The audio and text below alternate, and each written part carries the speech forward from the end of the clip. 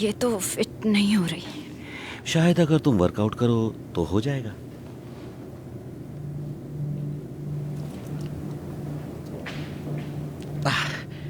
तुम्हारे stretch marks बहुत ही भद्दे लगते हैं, इन्हें किसी तरह मिटा नहीं सकती?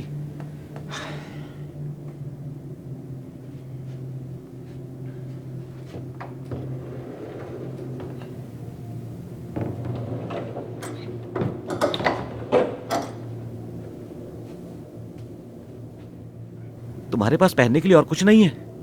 क्या मजाक है ये? अच्छा ठीक है, मैं कुछ और पहन कर आती हूँ।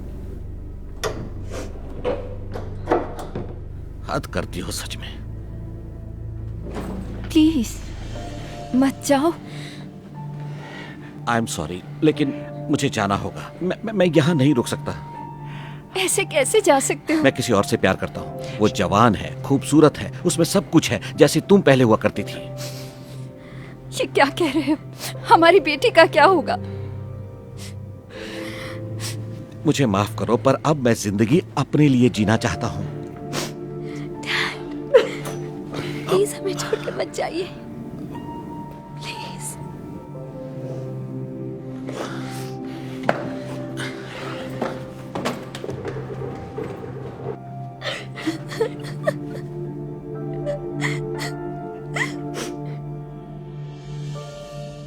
हस्बैंड अपनी वाइफ को जवान गर्लफ्रेंड के लिए छोड़ देता है। उसकी वाइफ ये बर्दाश्त नहीं कर पाती है और कई दिनों तक रोती रहती है। हस्बैंड अपनी नई जवान गर्लफ्रेंड के साथ मजे में रहता है। वो शराब पीने में और पार्टीज करने में खो जाता है।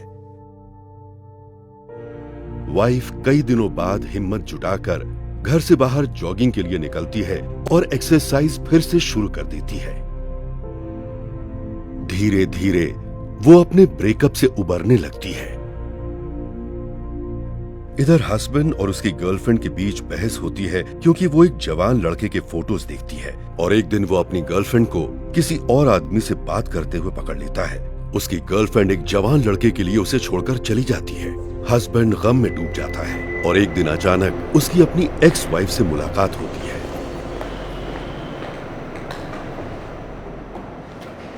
हे क्रिस्टल, रुको। एक मिनट बेटा। हे, वाह, तुम सुंदर लग रही हो। मैं तुम्हारे बारे में ही सोचता रहता हूं। मुझे लगता है कि शायद हम दोनों को एक और कोशिश करनी चाहिए।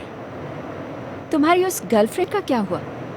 वो हमारी बात नहीं बनी और उसने मुझे किसी जवान लड़के के लिए छोड़ दिया। पर तुम पहले से बेहतर लग रही हो। इतनी खूबसूरत कैसे बनी? वो क्या है कि मेरे मोटे होने का कारण था कि मैंने खुद पर कभी ध्यान ही नहीं दिया। मैं हमेशा दूसरों का ध्यान रखने में बिजी थी। और ये स्ट्रेच मार्क्स तब आए जब मैंने हमारी बेटी को जन्म दिया, और मैं इन्हें कभी भी नहीं मिटाऊंगी। मेरे कपड़े इतने आम हुआ करते थे क्योंकि मैं पैसे बचाती थी ताकि तुम और हमारी बेटी अच्छे कपड़े पहन सकें। तो देखा तुमने, मैंने ये सब कुछ अपनी फैमिली के लिए किया।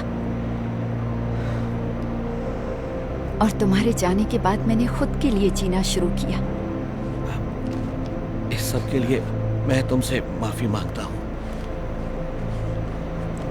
मुझे एक मौका नहीं दोगी? मुझे नहीं लगता, लेकिन तुम्हें बेस्ट ऑफ लक जरूर कहूंगी।